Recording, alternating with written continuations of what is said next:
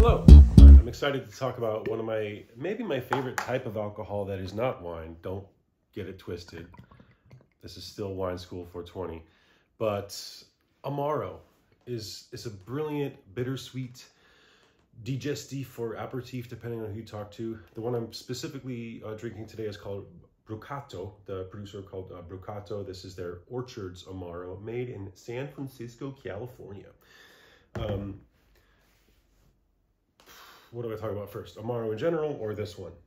Just briefly about this one. One thing I really like about California beverages, and specifically Bay Area beverages, they really are proud of their like foraged, slightly wild, local stuff. We obviously in California, we grow food for the whole world. And on a smaller scale, a lot of gin producers are doing this. A lot of tea makers are foraging wild herbs to make, infusions and teas, and it's no exception for Amaro. And it's exciting. Amaro has gotten a lot of attention in recent years. I couldn't exactly say why, but things are cyclical and trend oriented. Bourbon had its day, and Amaro is here right now. This is maybe my favorite domestic Amaro right now. So Amaro in general is a liquor, generally Italian, and bittersweet is the main thing. It has to have a bitter component and a sweet component, and relatively high alcohol content, but not as high as just like a straight up liquor would have, because it's diluted with sugar and stuff.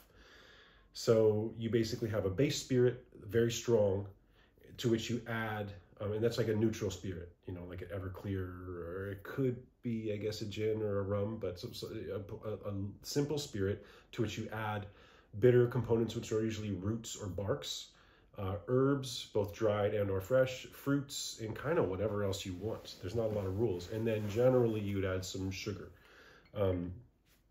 Everybody knows Fernet Branca, Fernet in general. Fernet is like a subcategory of Amari. Amaro, Amari would be the nerdy Italian plural of Amaro. And Fernet generally is stronger, less diluted, and not really sweet. So for a lot of people who've only had Fernet and haven't had other types of Amaro, they're like, I hate it. It tastes like medicine or whatever. And there's a good reason for that. It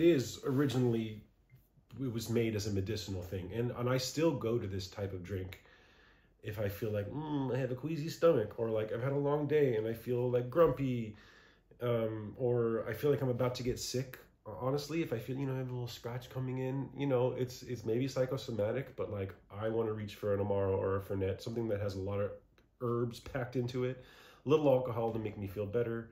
It can be settling for the stomach. A little sugar will be good for your mood. I just love it. God, I've been talking probably for 3 minutes and it just goes by like, I hope you enjoy these videos. I'm sick of hearing my own voice, but I'm so glad that you're not yet.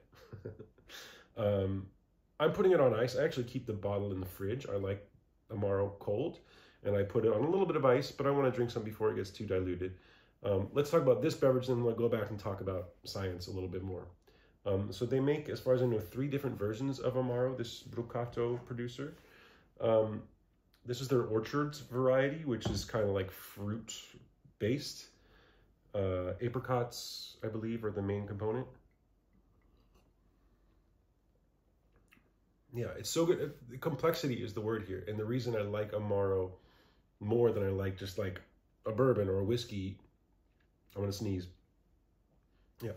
So the reason that I like Amaro these days more than I like just sipping on a bourbon, A, it's not as strong. And there's so much complexity here.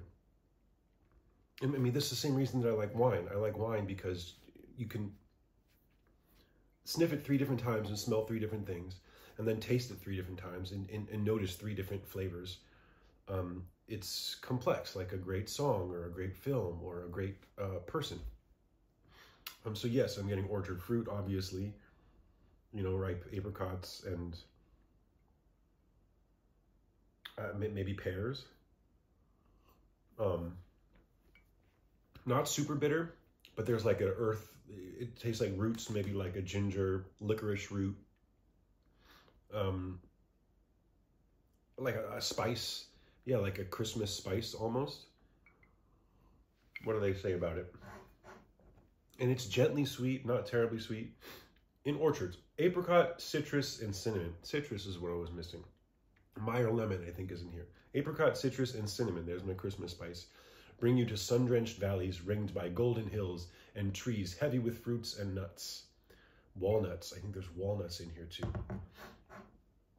This is maybe my favorite of the three of theirs. They have one that's kind of more green, which is delightful too. But and then one that like tastes like figs, which is really cool. So yeah, like maybe I don't know. Maybe we're gonna get back to a time when young hip people are like sitting around like drinking scotch together. But I like this better. It's softer. Yes, it's a little sweet, so you have to be in the mood for that. But that's why we put ice on it. It kind of pulls it together. Yeah, and what's cool about Amaro also is that there's a lot of experimentation going on. It has to be bitter and sweet. But if you're making Fernet, it barely has to be sweet at all. But beyond that, you can kind of do what you want. And there's a lot of room for people to express themselves. So I think like Campari, those kind of pink things that you usually make into spritzes, you know, in Italy, those technically are like Amari.